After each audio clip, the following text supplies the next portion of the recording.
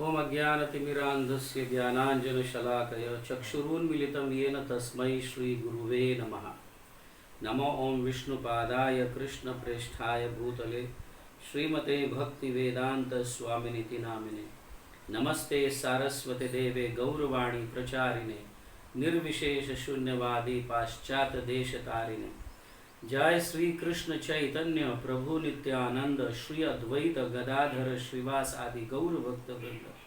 हरे कृष्णा कृष्ण कृष्ण हरे हरे, हरे राम राम राम हरे हरे। हरे कृष्ण कृष्ण कृष्ण हरे हरे, हरे राम राम राम हरे हरे। हरे कृष्ण कृष्ण कृष्ण हरे हरे, हरे राम राम राम हरे हरे।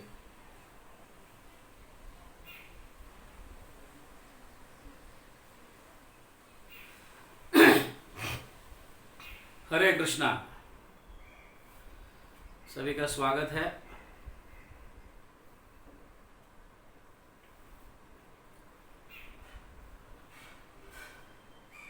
तो कल और परसों जो आविर्भाव प्राकट्य दिन ये था, इस विषय इसके ऊपर हमने श्रीनिवास आचार्य और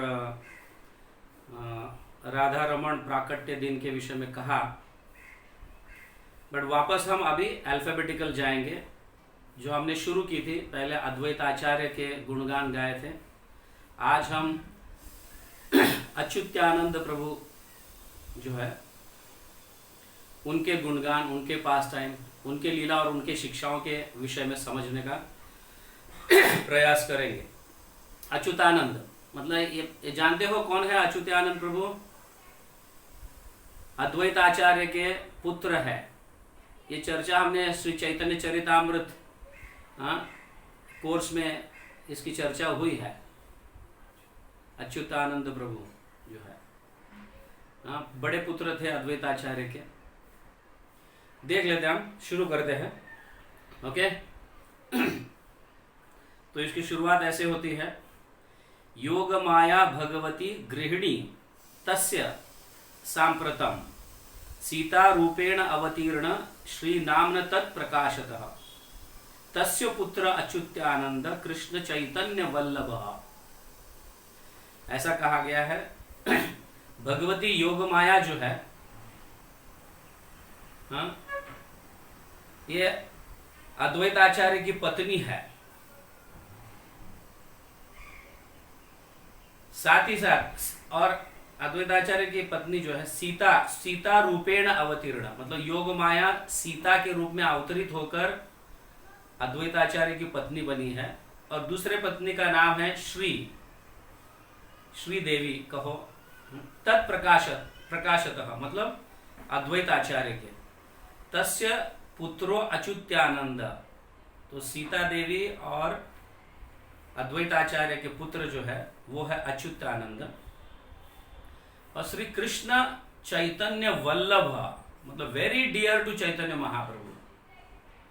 बहुत चैतन्य महाप्रभु बहुत प्रेम करते थे इस पुत्र को, या मतलब इस अद्वैताचार्य के पुत्र को। ऐसा यहाँ पे कहा गया है। आगे कहा गया है श्रीमत पंडित गोस्वामी शिष्य प्रिय इति श्रुतः। अभी पंडित गोस्वामी जो है, श्रीमत पंडित गोस्वामी गदाधर पंडित है। श्रीमत पंडित गोस्वामी मतलब गदाधर पंडित के विषय में कहा जा रहा है। तो गदाधर पंडित के प्रिय शिष्य थे, क्योंकि श्रुतः गदाधर पंडित जब मतलब पुरी में रहते थे तब अच्युतानंद पहुंचे थे वहां पे। इसकी चर्चा हम करेंगे आगे। तो उस समय गदाधर पंडित से कथा सुनते थे, श्रीमद् भागवत कथा। इस तरह से उनके भी शिष्य वो बने हैं गदाधर पंडित के। और बहुत प्रिय शिष्य ऐसा कहा गया है। प्रिय शिष्य क्यों कहा गया है? क्योंकि श्रुतः बहुत ध्यानपूर्वक सुनते थे। मैंने कई बार अपने क्लास में भी कहा है कि 5 प्रकार के श्रोता होते हैं। सुना है ना, कई लोगों ने सुना है। 5 प्रकार के श्रोता। एक है भावपूर्वक सुनने वाला श्रोता, भावपूर्वक, जिसे इंग्लिश में एम्फेथिक लिसनर कहा जाता है। एम्फेटिक लिसनर, भावपूर्वक सुनने वाला श्रोतागण जो है। और दूसरा है अटेंटिव लिसनर, जिसको हम सचेत श्रोता का कह सकते हैं। सचेत, ध्यानपूर्वक सुनने वाला, एक भावपूर्वक सुनने वाला और एक ध्यानपूर्वक सुनने वाला श्रोता। तीसरा श्रोता है सिलेक्टिव लिसनर, तो उसे चयनात्मक श्रोता कह सकते हैं, चयनात्मक श्रोता। और चौथा है प्रिटेंडिंग लिसनर, मतलब ढोंगी, सुनने का ढोंग कर रहा है। ऐसे भी श्रोता होते हैं सुनने का ढोंग करते हैं, आंखें वक्ता के पास लगी है लेकिन ध्यान कहीं और होता है।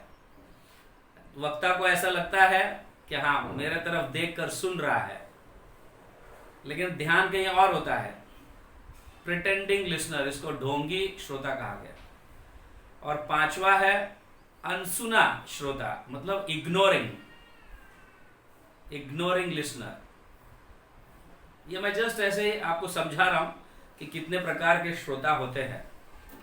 तो उनमें से एम्फेटिक लिसनर और ज्यादा से ज्यादा अटेंटिव लिसनर, मतलब भावपूर्वक श्रोता, सुनने वाला श्रोता जो है, और दूसरा सचेत, मतलब ध्यानपूर्वक सुनने वाला श्रोता, ये दो ही अच्छे श्रोता माने जाते हैं।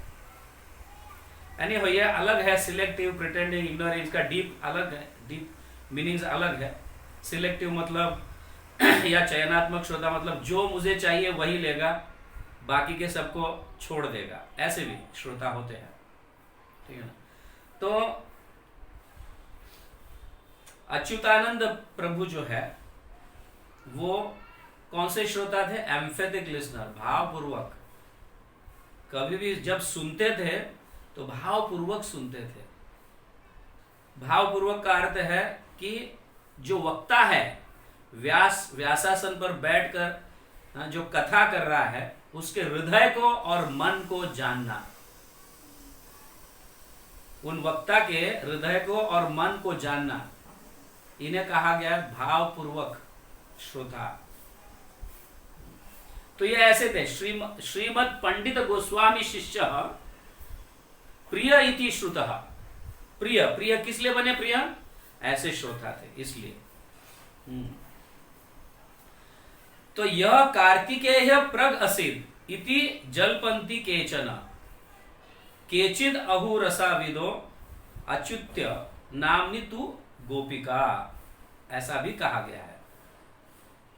अब जानते हैं अच्युतानंद प्रभु जो है वो अद्वैत आचार्य के पुत्र है। वैसे 6 पुत्र, हम इसकी चर्चा करेंगे। ऐसे 6 पुत्र, उनमें से बड़े पुत्र जो है ये है सीता देवी माता के गर्भ से जन्मे हुए सीता देवी के पुत्र, जो उनकी पत्नी है अद्वैत आचार्य की। ये क्या हुए? आगे चलकर गदाधर पंडित के प्रिय शिष्य बने।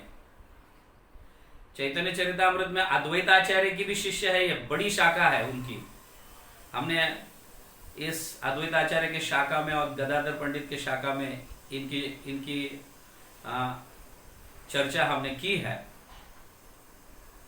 लेकिन अच्युतानंद प्रभु जो है ये कौन है? कार्तिकेय है। कार्तिकेय का अवतार है। और ऐसा भी कहा गया है अच्युत्य नाम की गोपी भी है ये, और दोनों भी सही है। कृष्ण लीला में अच्युत नाम की गोपी और शिव जी के जो पुत्र है कार्तिकेय, ये भी है। इस तरह से यहाँ पे कहा गया और दोनों भी करेक्ट है।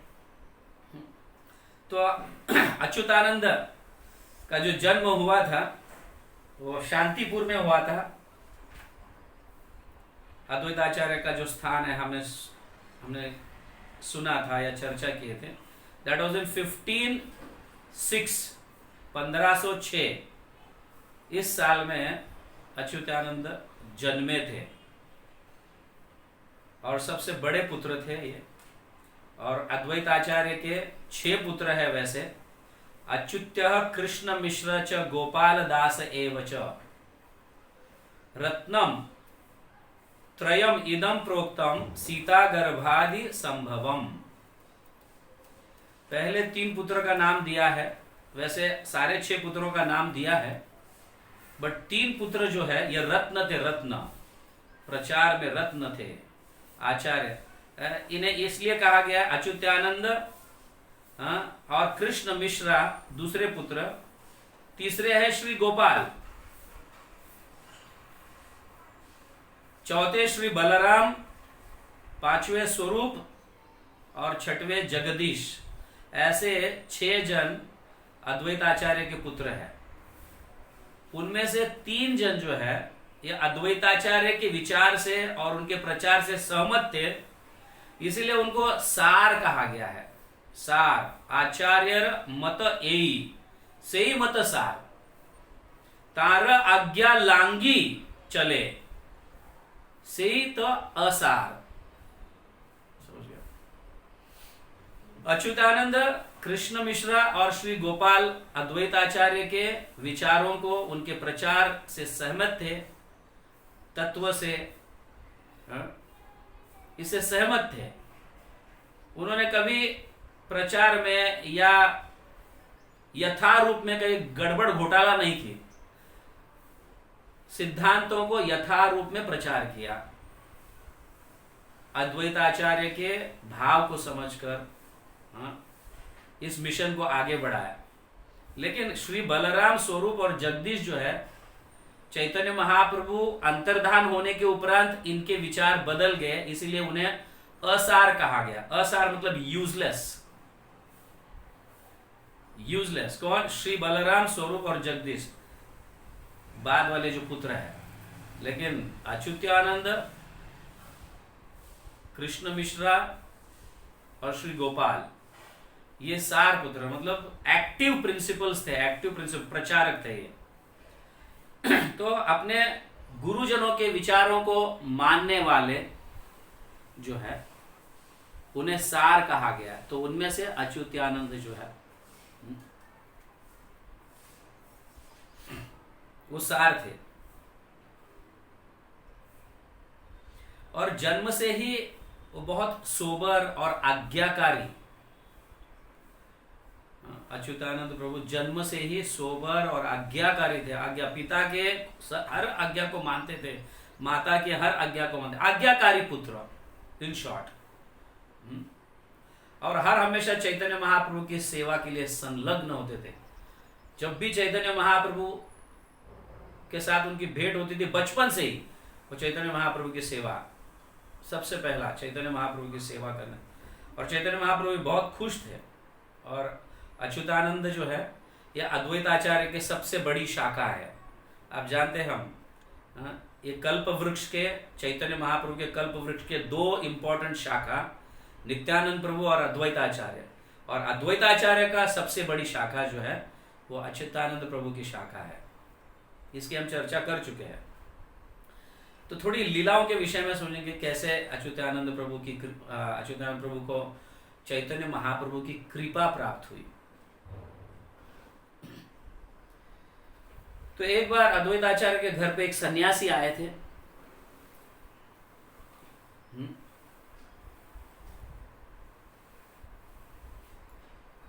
आप जानते हैं जब चैतन्य महाप्रभु सन्यास लिए थे, सन्यास लेने के उपरांत वृंदावन जाने का प्रयास किए, लेकिन नित्यानंद प्रभु के ठगने के कारण वो अद्वैत आचार्य के घर पहुंचे। इस कथा को हम जानते हैं चैतन्य चरितामृत के माध्यम से। नित्यानंद प्रभु ठगा दिए थे, हाँ यही वृंदावन है, यही वृंदावन है बोल के। फिर अद्वैत आचार्य नाव लेके आए थे, चैतन्य महाप्रभु को बिठाकर अपने घर लेके गए थे, है कि नहीं? तो ये उस समय की बात है जब चैतन्य महाप्रभु सन्यास लिए थे, उस समय की बात है। तो एक बार अद्वैत आचार्य के घर, क्योंकि मतलब अच्युतानंद प्रभु जानते थे कि चैतन्य महाप्रभु सन्यास लिए है और किनसे लिए है, समझ गए ना? वो जानते थे, और छोटे बालक ही थे उस समय, ऐसा ज़्यादा बड़े बड़े भी नहीं थे। तो उस समय जो है, और जब चैतन्य महाप्रभु संन्यास लिए थे तब तो ये 5 साल के ही थे, और इमीडिएट घटी हुई घटना है ये। काठवा में संन्यास लिए थे केशव भारती से, है ना। उनके नाम दीक्षा जो गुरु है वो है कौन कौन है? ईश्वरपुरी। ईश्वरपुरी गुरु से उन्होंने नाम दीक्षा ली, लेकिन संन्यास दीक्षा जो है केशव भारती से लिया काठवा में। और जैसे ही संन्यास लिए, और वैसे ये 5 साल के ही बालक थे उस समय, 4 या 5 साल के बालक थे अच्युतानंद प्रभु। तो वो जानते थे कि चैतन्य महाप्रभु ने संन्यास लिए है और केशव भारती से लिए है, ये जानते थे। छोटे ही बालक थे उस समय भी जानते, बहुत बड़े होशियार। देखो ये लीला कितनी सुंदर है। और जब एक दिन अद्वैत आचार्य के घर एक सन्यासी आते हैं और ये पूछने लगते हैं, क्या आप मुझे बता सकते हैं अद्वैत आचार्य प्रभु कि चैतन्य महाप्रभु और केशव भारती का क्या रिलेशन है? तो उस सन्यासी को अद्वैत आचार्य बताते हैं कि केशव भारती चैतन्य महाप्रभु के सन्यास गुरु है, ऐसे बताते हैं। जैसे ये बताते हैं, अच्युतानंद प्रभु छोटे 5 साल के बालक थे, तुरंत ही बीच में कहते, ब्रेक कर देते उसको, रुको रुको रुको, क्या कह रहे हो? चैतन्य महाप्रभु स्वयं भगवान है, उनके गुरु बनने की ताकत किसमें है? ऐसा हो ही नहीं सकता, क्योंकि चैतन्य महाप्रभु स्वयं भगवान है और अनेक गुरुओं के गुरु है। ये कैसे हो सकता है? छोटे बालक, 5 साल के बालक। ये सुनकर अद्वैत आचार्य हक पिक हो जाते एकदम। क्या विजडम है, समझे? और तब उस सन्यासी को कहते हैं कि अच्युतानंद जो है ये मेरा पुत्र नहीं, ये मेरे पिता है और मैं उसका पुत्र हूं। ऐसे कहते हैं कि ये मेरे पिता है और मैं उसका पुत्र हूं। आप सोच रहे 5 साल का बालक कितनी फिलॉसफी जानते हैं भगवान के विषय में, भगवान के गुरु कौन हो सकते हैं, ऐसे वो कह रहे हैं। और इस फिलॉसफी को और इस क्या बोलते हैं, इस कंफर्म्ड, मतलब ऐसे दृढ़ता को देखकर अद्वैत आचार्य बहुत खुश हो जाते हैं, और इस तरह से वो कहते हैं कि ये मेरा पिता है और मैं उसका पुत्र हूं, इस तरह से कहते हैं। 5 वर्ष वयस मधुर गंभीरा। एक बार अभी जब चैतन्य महाप्रभु पहुंच जाते हैं,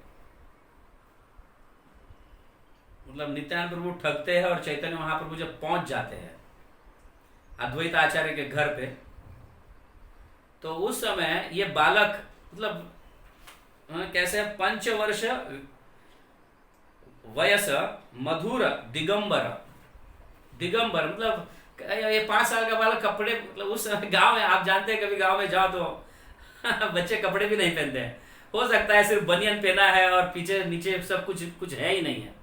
तो इस तरह से यहाँ पे कहा गया है 5 वर्ष बालक वयस मधुर मतलब सुंदर दिखने वाला, लेकिन कैसा है? दिगंबर, मतलब कुछ पहना नहीं है, नंगा है। 5 साल का ये बालक है, दिगंबर। तो चैतन्य महाप्रभु जब अद्वैत आचार्य के घर पे पहुंच गए, अद्वैत आचार्य जब लेके जाते हैं, जब पहुंच गए, तो ये उस समय की बात है। तो इस अच्युतानंद को जो है पता चलता है कि चैतन्य महाप्रभु आ रहे हैं या आए हैं, तो तुरंत भागते भागते जाते हैं और सीधा चैतन्य महाप्रभु को साष्टांग दंडवत प्रणाम करते हैं। ऐसे नंगे ही रहते हैं, प्रणाम करते हैं। ये छोटे बालक 5 साल के, और चैतन्य महाप्रभु देखते हैं और पूरा उनका शरीर जो है मलिन, मतलब धूल से भरा हुआ रहता है, और चैतन्य महाप्रभु उसको झटकते हैं और अपनी गोद में बिठाते हैं, अपनी गोद में बिठाते हैं और कहते हैं, उस बालक को कहते हैं, अच्युतानंद प्रभु को कहते हैं कि तुम्हारे पिता जो है, हाँ, मेरे गुरु के गुरु भाई है, मतलब ईश्वरपुरी और अद्वैताचार्य दोनों गुरु भाई है। इस नाते से तुम्हारे पिता मेरे पिता जैसे है और तुम मेरे भाई के जैसे हो। चैतन्य महाप्रभु इस तरह से कह रहे हैं। अब उस बालक को अपनी गोद में बिठाए है और कह रहे हैं तुम मेरे भाई के जैसे हो। और तुरंत ही अच्युतानंद प्रभु कहते हैं ऐसे कैसे होगा, तुम तो सारे जगत के गुरु हो, सारे जगत के गुरु हो और सारे जगत के मित्र हो, and you are the creator of the all three worlds. आप कैसे मेरे भाई हो सकते हैं? मैं तुम्हारा दास। इस तरह से जस्ट 5 साल का पुत्र, देखो कैसे माता पिता के संस्कार है उस पुत्र पर, क्या सिखाए है और आजकल हम बच्चों को क्या सिखाते हैं। ये सोचने जैसी बात है, ये सीखने जैसी बात है, समझ गए ना। माता पिता ही अगर मोबाइल पे गेम्स खेल रहे हैं, ये खेल रहे हैं, वो कहते बच्चे क्या करेंगे। बच्चे माता पिता को देखकर सीखते हैं, हाँ? क्योंकि बड़े सोबर होते हैं वो, हाँ? विचार शून्य होते हैं, जो दिखता है वैसे करने का प्रयास करते हैं, हाँ? इसलिए माता पिता को बहुत सतर्क रहना चाहिए अपने बच्चों को हमें क्या सिखाना है। अद्वैताचार्य और सीता देवी देखो कैसे पुत्र का जन्म, मतलब क्या संस्कार दिए। इतने छोटे बालक 5 साल के, और जानते हैं चैतन्य महाप्रभु भगवान है और सारे जीवों के मित्र है, समझ गए ना, और सभी के पिता है, क्योंकि वो सारे ब्रह्मांड के क्रिएटर है, इसलिए सभी के पिता है।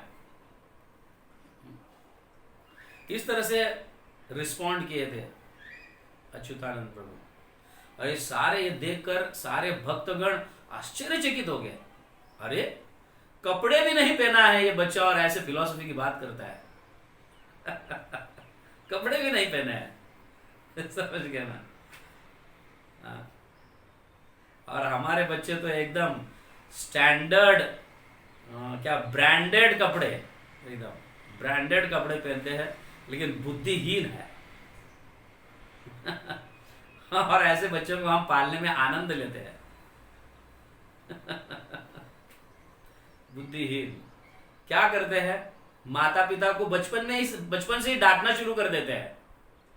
तुम मेरे लिए ये नहीं किया, तू ये नहीं किया, वो नहीं किया, ये किया, ये खाना दे दे मेरे को, ये दे दे। अभी कभी कभी तो मैं छोटे बच्चे माँ को मारते हुए भी देखा है, ऐसे भी हमने देखा है। और ऐसे पुत्रों को हम जन्म देते हैं।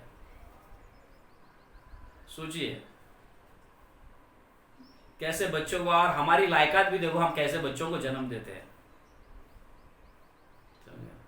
तो हमें ये अद्वैत आचार्य और सीता माता से ये सीखना चाहिए कि कैसे कैसे बच्चों की उत्पत्ति किया जाए, और ऐसे बचपन से, क्योंकि बचपन में उनका दिमाग खाली रहता है, जैसे सिखाते वैसे सीखने लगते हैं बच्चे।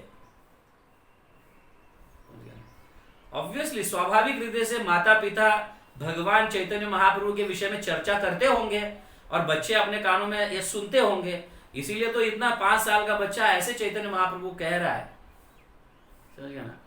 आप और मैं कैसे भाई हो सकते हो, आप तो सभी के पिता है, आप सभी के गुरु है। इस तरह से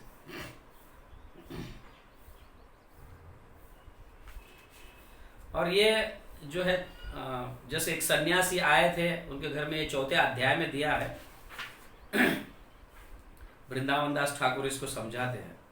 जब एक सन्यासी आए थे और इनका रिलेशन पूछे थे, केशव भारती और चैतन्य महाप्रभु का रिलेशन क्या है, तब भी ये उसी समय की बात है। थोड़े पहले ये घटना हुई, चैतन्य महाप्रभु सन्यास लेने के उपरांत अद्वैताचार्य के घर आए और चैतन्य महाप्रभु को अच्युतानंद प्रभु ऐसे कहा कि आप कैसे भाई बन सकते हैं, आप तो जगत के पिता है, इस तरह से।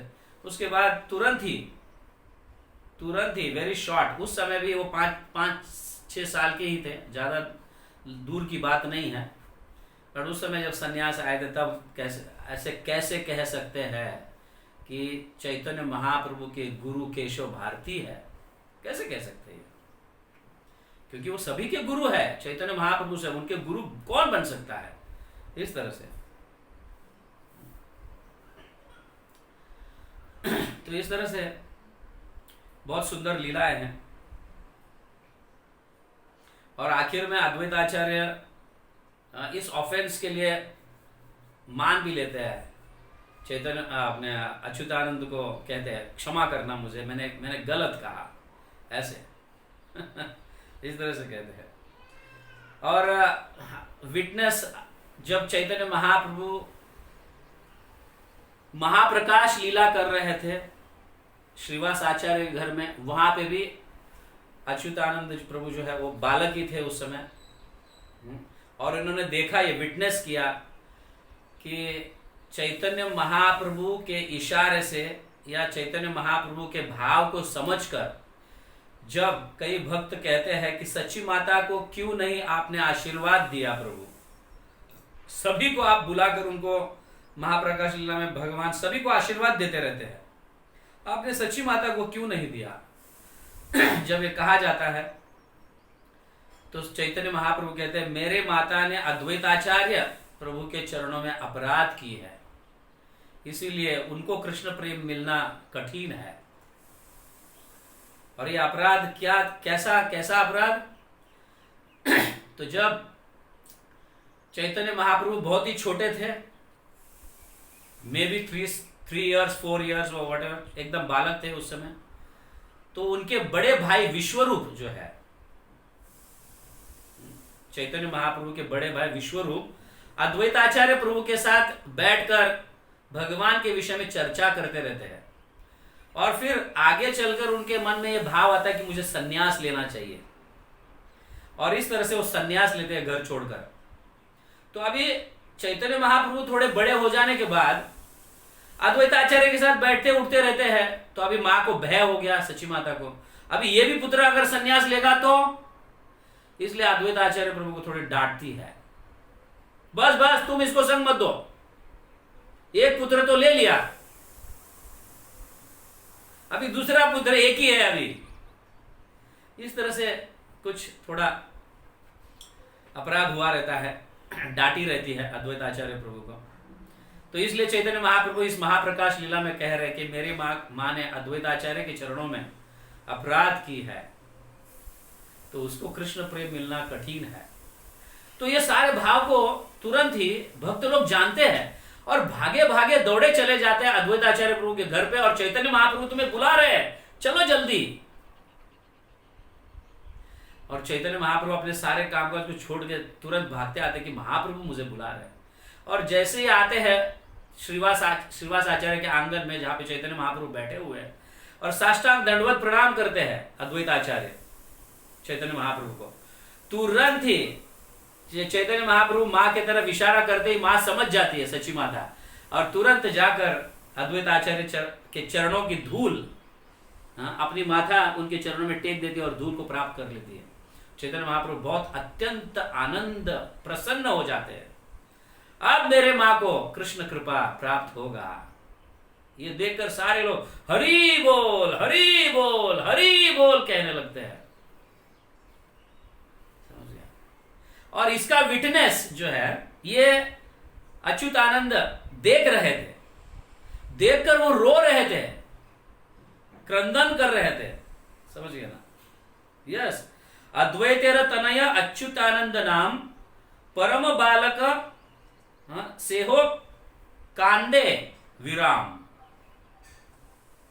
मतलब इस महाप्रकाश के लीला के समय ये सारे घटनाओं को देखकर परम बालक, ऐसा कहा गया, परम बालक अद्वैतेर तनय अच्युतानंद नाम, अच्युतानंद नाम के जो है अद्वैत के तनय मतलब अद्वैत के पुत्र परम बालक, और इस महाप्रकाश लीला में सेहो कांदे विराम, मतलब वो भी क्रंदन कर कर रो रहे थे, सभी को आशीर्वाद दे रहे, सभी को कितना आनंद दे रहे। और अद्वैताचार्य के इन लीलाओं को देखकर सच्ची माता जाकर उनके चरण को पकड़े, ये सब इसकी घटना देख रहे हैं, देखकर उनके आंखों में अश्रु आने लगता है। इस तरह से ऐसे कई घटनाओं के वो विटनेस है, साक्षी रहे हैं। हाँ। तो कुछ लोग जो है ऐसे कहते हैं जिनको ज्ञान नहीं है, वो कहते हैं अच्युतानंद और चैतन्य महाप्रभु दोनों क्लासमेट थे। ऐसे कुछ कहने वाले अपसंप्रदाय के हैं, उन्हें हमें सुनना नहीं चाहिए, ऐसे ग्रंथों को पढ़ना भी नहीं चाहिए। लेकिन यहाँ क्लियरली कहा जा रहा है, समझ गए ना? कुछ ऐसे भी ग्रंथ है जो हमें डाउट क्रिएट करते हैं और भगवान से विमुख करवाते हैं, इसलिए ऐसे ग्रंथों को हमें पढ़ना भी नहीं चाहिए। भक्ति सिद्धांत महाराज बहुत सावधानी पूर्वक इसे कह रहे हैं। वो अपने अनुभाष्य में ऐसे लिखते हैं, चैतन्य महाप्रभु के ये जो अच्युतानंद जो है, चैतन्य महा बहुत बचपन से ही बहुत ही सुंदर भक्त रहे हैं अच्युतानंद प्रभु। हाँ? और ऐसे भी लिखते हैं कि कहीं पे भी ऐसा डिस्क्राइब नहीं है कि अच्युतानंद जो है इन्होंने ब्याह कर ली है, ऐसा कहीं डिस्क्रिप्शन नहीं है, ऐसा कहा जाता है, समझ गए ना? और अच्युतानंद प्रभु जो है वो अद्वैत आचार्य के बहुत बड़े प्रचारक रहे हैं। अभी अद्वैत आचार्य के शाखा के मतलब बड़े शाखा है प्रचारक के ये, और साथ ही साथ गदाधर पंडित के भी है, क्योंकि गदाधर पंडित के भी प्रिय शिष्य है और अद्वैत आचार्य के पुत्र होने के कारण उन्होंने भी उस मिशन में आगे बढ़ाया है प्रचार कर कर। तो इस तरह से तो यदुनंदन दास जो है अच्युतानंद प्रभु के विषय में लिखते हैं कि बहुत सुंदर गदाधर पंडित के डिसाइपल है।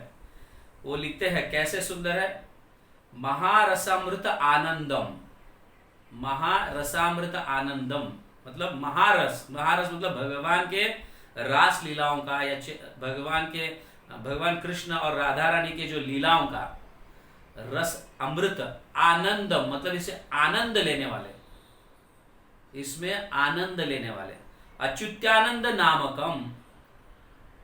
तो अच्युतानंद प्रभु जिनका नाम है वो क्या, इस महारस रसामृत आनंदम, इस रसामृत का आनंद लेते थे। गदाधर प्रियतम, गदाधर प्रियतमम मतलब गदाधर के प्रिय शिष्य, ऐसा कहा गया। श्रीमद अद्वैत नंदनम, श्रीमद अद्वैत मतलब अद्वैत आचार्य के नंद है, नंदन है, बालक है, उनके पुत्र है, ऐसा यहाँ पे कह रहा है। और मैं उनको प्रणाम करता हूं, यदुनंदन दास अपने ग्रंथों में इस तरह से उनका वर्णन करते हैं। बड़ा सुंदर है ये बालक अच्युतानंद प्रभु, इतने इतने बचपन में ही कैसे कैसे वंडरफुल लीलाज है, समझ गया?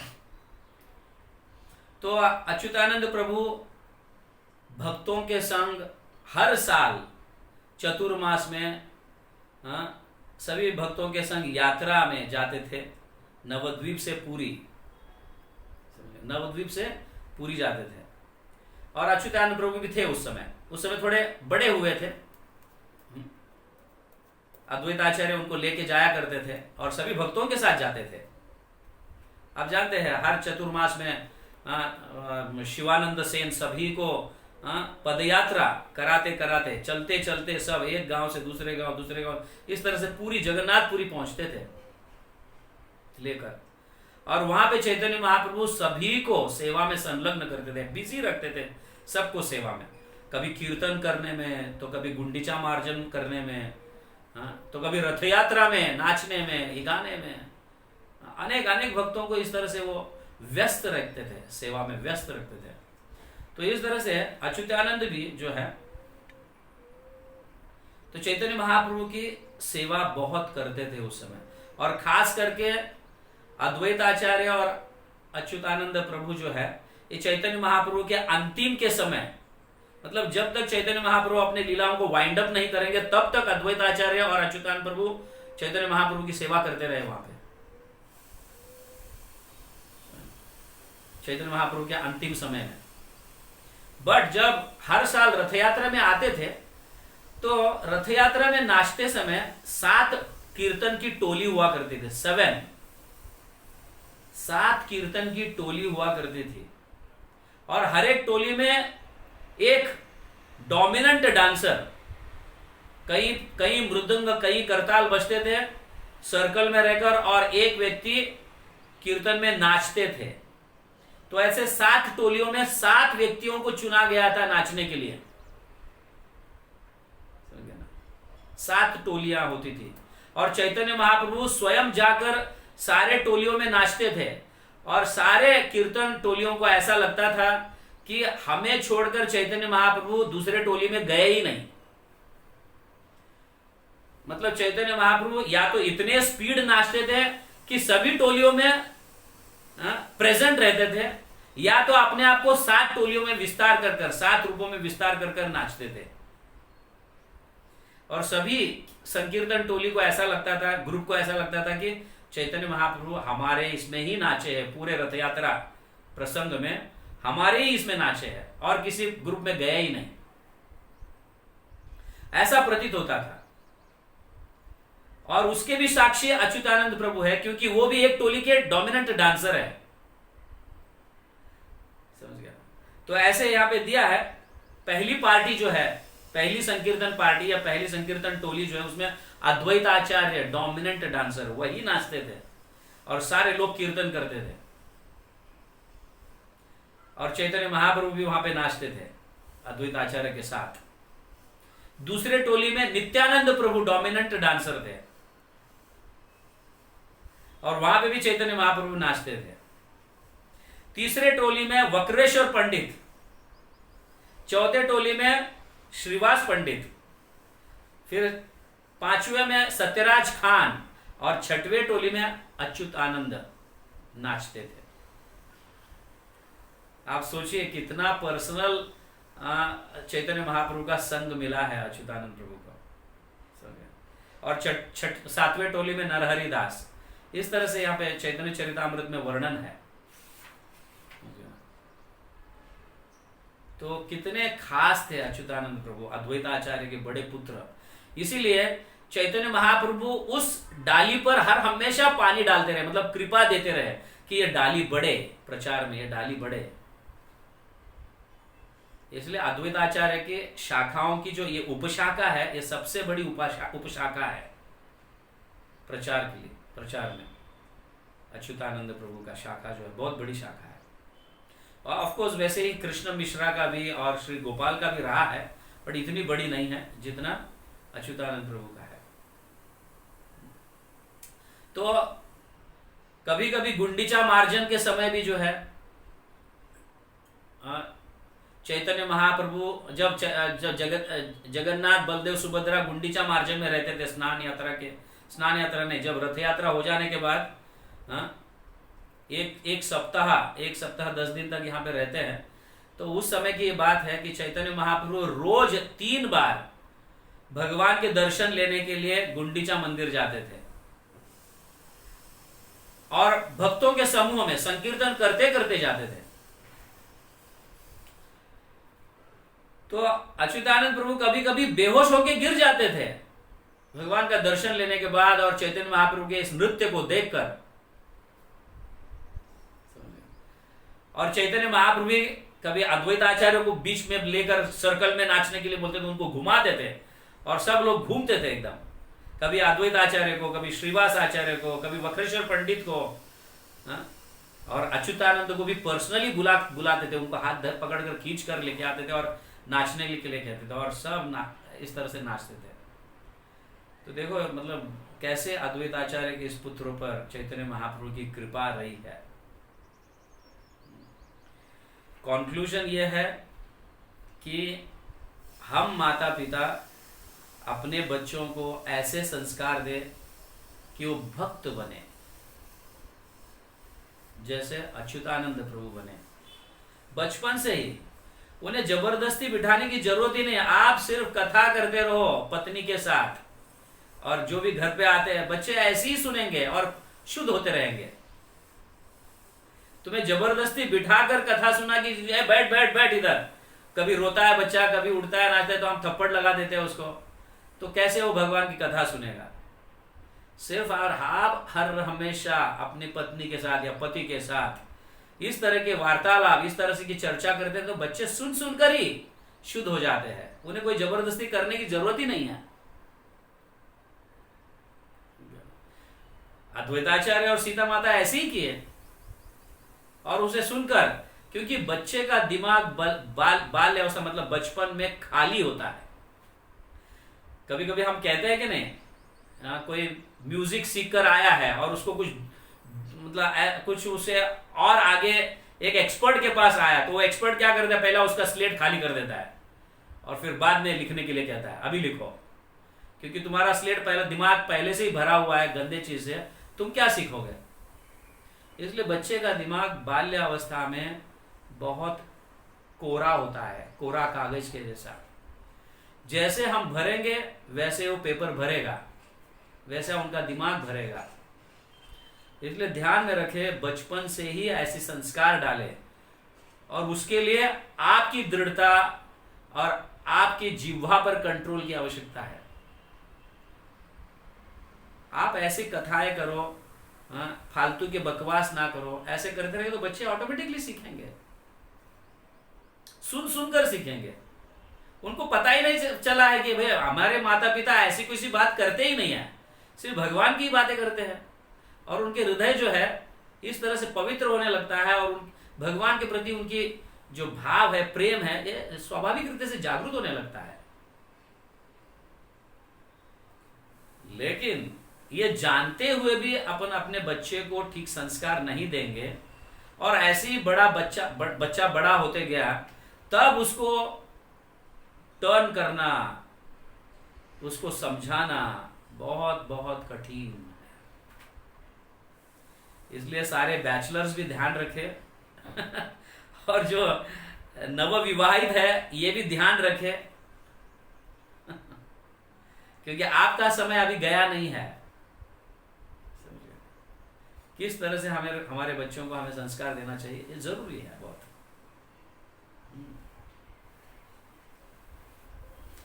और हर हमेशा ये दूसरी सीख है, क्योंकि ऐसे ऐसे बच्चों को सिखाने से चैतन्य महाप्रभु की कृपा उन पर बहुत जल्दी बरस जाती है। बचपन से ही हम अगर बच्चों को सिखाते हैं तो ऐसे बच्चों पर चैतन्य महाप्रभु की कृपा बहुत जल्दी बरस जाती है। ऐसे चैतन्य महाप्रभु बहुत कृपालु है और बच्चों पर तो खास करके ऐसे कई बच्चों को चैतन्य महाप्रभु स्वयं अपने गोदी में बिठाए हुए हैं। आप जानते हैं, कल ही हम चर्चा कर रहे थे वेंकट पंडित के गोपाल भट्ट, वेंकट भट्ट, उनके पुत्र गोपाल भट्ट जो है वो भी छोटे थे उस समय भी चैतन्य महाप्रभु जब साउथ इंडिया टूर गए थे तो जब उनके घर रहे हैं 4 महीना, तो वहां पे भी गोपाल भट्ट को भी अपने गोदी में बिठाकर उनको अपने उच्चिष्ट अन्न देते थे, खिलाते थे। चैतन्य महाप्रभु ऐसे बालकों पर बहुत खुश हो जाते हैं और अपनी अफाट कृपा प्रदान करते हैं। तो ध्यान में रखना चाहिए हम माता पिताओं को। और दूसरा शिक्षा यह है कि हमारा जो मिशन है ये प्रचार का मिशन है। कीर्तन करना, नाचना और खूब प्रचार करना, ऑफ कोर्स प्रसाद भी खाना लेकिन प्रचार पहले, प्रसाद बाद में। तो हमारे एक्टिविटीज है, खास करके इस्कॉन का मिशन जो है ये प्रचार का मूवमेंट है। तो ये हमें सीखना चाहिए कि हमारे सारे आचार्य किस तरह से प्रचार किए हैं, किस तरह से नाचे हैं, किस तरह से आज्ञा का पालन किए हैं अपने गुरुजनों का। इट्स वेरी इंपॉर्टेंट, ये कंक्लूजन है। तो इस तरह से अच्युतानंद प्रभु का हमने कुछ उनके गुणगान, उनकी लीला या उनकी शिक्षाओं को वर्णन करने का प्रयास किया है। हम कोशिश कर रहे हैं, आई डोंट नो कितने आचार्यों का अभी होगा वर्णन। तो this is a nice project, है क्या नहीं। अभी तक सब लिखा पड़ी है, अभी हम उसको बोलकर वीडियो में वगैरह इसको ये कर रहे हैं, कोशिश कर रहे हैं। So you all please bless कि सारे आचार्यों का लीलाओं का वर्णन, उनके शिक्षाओं का वर्णन इसे रिकॉर्ड किया जाए और इस तरह से प्रचार किया जाए हमारे गौड़ीय वैष्णव मिशन का। कोशिश कर रहे हैं। Thank you very much. Advaitacharya प्रभु की जय, अच्युतानंद प्रभु की जय, जगत गुरु श्रील प्रभुपाद की जय, चैतन्य चरितामृत की जय, गौर प्रेमानंदे हरि हरि। हाँ, आप सुन रहे हो क्वेश्चन? हर्ष गोविंद प्रभु का प्रश्न यह है कि जैसे हमने कहा कि हम बच्चों को बचपन से ही संस्कार देने चाहिए और बच्चे इसी तरह से बड़े होंगे, तो उनका प्रश्न ये है कि ऐसे बड़े बड़े भक्तों के भी बच्चे एकदम उद्दंड हो जाते हैं, भक्ति को नहीं अपनाते, ऐसा उनका प्रश्न है। अभी ये मैं कैसे कह सकता हूँ ये उनका पर्सनल तो माता पिता का पर्सनल चॉइस है, क्या गर्भधान संस्कार कैसे हुए हैं क्या नहीं, बट एनी हाउ सब कुछ जो है, कुछ बाह्य वातावरण भी बहुत इंपॉर्टेंट है। भले हम गर्भधान संस्कार अच्छा हुआ है, हम भी हर हमेशा भगवान की चर्चा घर पे कर रहे हैं, लेकिन कुछ बच्चे स्कूल में जाकर भी और कुछ सीखते हैं, समझ गए ना? बच्चे स्कूल में भी जाते हैं और अन्य बच्चों का संग करते हैं, और उनके माता पिता उन बच्चों को क्या सिखाए हैं। और वैसा देखा जाए तो हमारे आजकल के बच्चे या मॉडर्न एजुकेशन जो है, हम बहुत ही जल्दी अपने बच्चों को स्कूल में डालते हैं, अपने से दूर भेजते हैं। 2.5 साल 3 साल की उम्र में ही प्ले ग्रुप, ये ग्रुप वो ग्रुप, तो बच्चा हमसे दूर रहता है, ज्यादा सीखता ही नहीं है कुछ माता पिता के संस्कार, और ज्यादातर उन बच्चों का संग करता है और उन बच्चों से सीखता है क्योंकि उनके साथ ज्यादा समय रहता है। तो ये गलत एजुकेशन है कि बच्चों को इतने बालपन में, मतलब 3 साल की उम्र में अपने से दूर भेजकर शिक्षाएं मतलब प्राप्त करने के लिए स्कूल में या प्राइमरी या फिर व्हाट यू प्ले ग्रुप और ऐसा वैसा। आप भगवान देखिए 11 साल तक माता पिता के साथ रहे हैं और अपने मित्रों के संग खेले हैं, और ऐसे मतलब क्या कहते हैं, ऐसे मतलब कई प्रकार के मतलब राक्षसों को उन्होंने मारा है बालपन में। और देखो आप, जब 11 साल के बाद जब मथुरा गए, उसके बाद उनका एक्चुअली एजुकेशन स्टार्ट हुआ सांदीपनि के आश्रम में, और ये बच्चा आगे चलकर गीता का उपदेश दिया है कि नहीं? कितने बड़े क्रांतिकार, ऑफ कोर्स भगवान है, बट भगवान इस तरह से लीला किए हैं, और हम अपने बच्चों को 2.5 साल में ही जा भाई तू पढ़, कंपटीशन वर्ल्ड है, कंपटीशन वर्ल्ड। मेरा बच्चा नहीं सीखेगा तो भीख मांगेगा। अरे कहां से भीख मांगेगा? अभी भीख मांग रहे कुछ लोग, हाइपर टेंशन, डिप्रेशन, ये सब बचपन से ही उनको हमने इतना बड़ा बोझ दिया पीठ पर, जा ये तेरा बुक्स, ये बैग ढोले और जा स्कूल। और क्या ये बच्चा इतने बुक्स पढ़ सकता है क्या? नहीं। बचपन से ही उसको इतना मतलब टेंशन दिए है, तो आगे चलकर क्या होगा? ये बच्चा कैसे आगे चलकर भक्त बनेगा, या फिर कोई कुछ अच्छा कार्य या देश के लिए कहो या इसके किसी के लिए भी, he doesn't become successful. But बच्चे को एक्चुअली खेलना ज्यादा चाहिए, और छोटे उम्र में जितना क्वालिफाइड व्यक्तियों के साथ वो रहता है उतना वो ज्यादा ग्रास्प कर सकता है। और माता पिता जैसा अपने बच्चे के लिए क्वालिफाइड व्यक्ति कौन है? आप समझिए, माता पिता अपने बच्चे के लिए सबसे ज्यादा क्वालिफाइड है ना।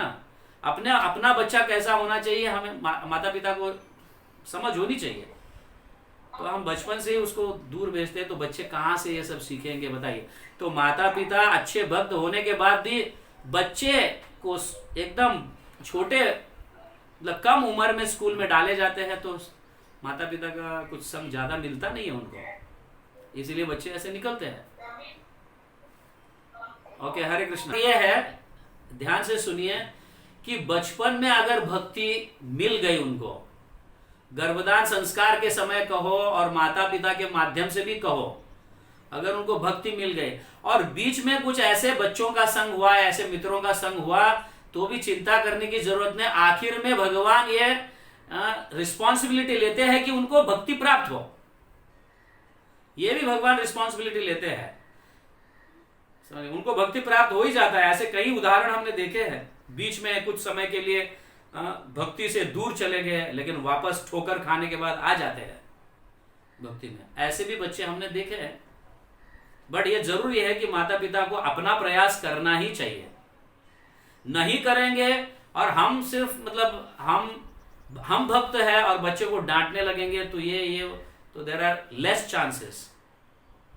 डांट कर भक्ति में लाया नहीं जा सकता, आचरण से भक्ति में लाया जाता है। समझ गया ना? आप स्वयं सुबह उठो, अपनी साधना करो, ग्रंथ पढ़ो, माला जप करो, तो ये देखते रहेंगे बच्चे और आगे चलकर उनको मिल जाएगा। उसकी चिंता करने की जरूरत नहीं है। But it is up to you कि आपका भाव अपने बच्चों के लिए क्या है। और भगवान भी सहायता करते हैं ऐसे भक्तों की, नहीं ऐसा नहीं है। यस, आप ये प्रश्न को समझ में आया आप सबको? माता जी ये कह रही है कि जो हमने 5 प्रकार के श्रोता बताए हैं, उनमें से जो भावपूर्वक सुनने वाला जो श्रोता है वो हर हमेशा के लिए ऐसा ही रहता है क्या? कभी कभी उनके मूड्स बदलते हैं कि इस व्यक्ति से भावपूर्वक सुनो, उस व्यक्ति से भावपूर्वक नहीं रहे तो भी चलेगा, थोड़ा ढोंग भी हो तो चलेगा ऐसा। बट एनी हो, हमें सबसे पहले ये समझना चाहिए कि जो भी व्यक्ति व्यासासन पर बैठा हुआ है वो सिर्फ भगवान के गुणगान गा रहा है। जो ग्रंथों में कहा जा रहा है वही को उसी को रिपीट कर रहा है, तो उसको ध्यानपूर्वक सुनिए। बाकी जो है मतलब ऐसा तो हमें सोचना नहीं चाहिए। बट भावपूर्वक श्रोता का अर्थ ये है, ऑफकोर्स ये हो सकता है, चांसेस है ऐसा कि गुरु का जो है उसको ध्यानपूर्वक सुनेंगे, बाकी अन्य लोगों का ध्यानपूर्वक नहीं सुनेंगे, या डर के मारे क्लास में बैठेंगे, डांटेंगे तो नहीं क्यों नहीं आया क्लास को, क्यों नहीं बैठा क्लास को बट एनी हाउ, हमें ज्यादा से ज्यादा 2 कैटेगरी में होना चाहिए, ये ध्यान में रखिए। या तो अटेंटिव लिसनर, जिसको हमने कहा है, अटेंटिव लिसनर को क्या कहा गया है? सचेत ध्यानपूर्वक, समझ गया, सचेत श्रोता। ये 2 कैटेगरी में हमें होना चाहिए ज्यादातर, भावपूर्वक और सचेत, ऐसे श्रोता में होना चाहिए। उसके नीचे नहीं जाना चाहिए ज्यादातर, क्योंकि ध्यानपूर्वक सुनना मतलब वो ध्यानपूर्वक इसलिए सुनता है क्योंकि उसने काफी कुछ अभ्यास किया हुआ है, उसने काफी कुछ ग्रंथ पढ़े हैं, और जब किसी वक्ता से सुनता है तो ध्यानपूर्वक सुनता है कितना बराबर है, कहीं कुछ और डाला जा रहा है, या कुछ मतलब क्या कहते हैं, कुछ अन्य लीलाओं के विषय में चर्चा की जा रही है। इस तरह से भी वो सुनता है। कहाँ कहाँ शास्त्रों में नहीं लिखा है उसको भी वहां पे मिल रहा है, या कहाँ गलत है, ये ध्यानपूर्वक श्रोता के गुण है कि कभी मिस्टेक्स भी ढूंढ लेता है कि नहीं ये गलत है, ऐसा आपने शास्त्रों में नहीं लिखा है, ये किसी और शास्त्रों से बात कर रहे हैं या कोई और संप्रदाय के है, इस तरह से। तो ध्यानपूर्वक श्रोता ये ध्यान रखता है। और भावपूर्वक मतलब अपने गुरु से या अपने संप्रदाय से सुनता है, लेकिन भाव हृदय को और मन को, गुरु के हृदय को और मन को जानना, ये भावपूर्वक श्रोता है। ओके, हरे कृष्णा।